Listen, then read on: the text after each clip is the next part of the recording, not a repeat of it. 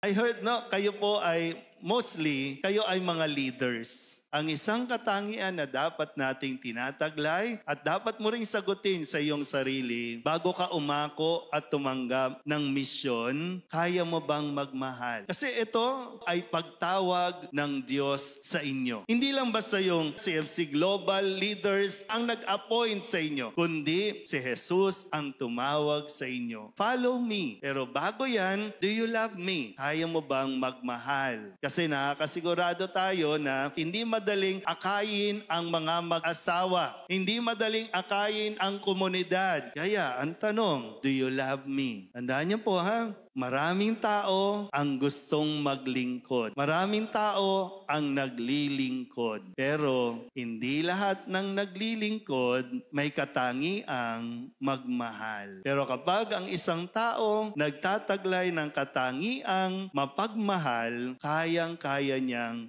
maglingkod. Sana kasabay niyan yung pagmamature din natin sa pag-ako ng mga responsibilidad. Na kaya natin to ginagawa lahat, kaya tayo handang magtiis dahil gusto pa rin nating magmahal dahil ito ang tawag ni Jesus sa atin.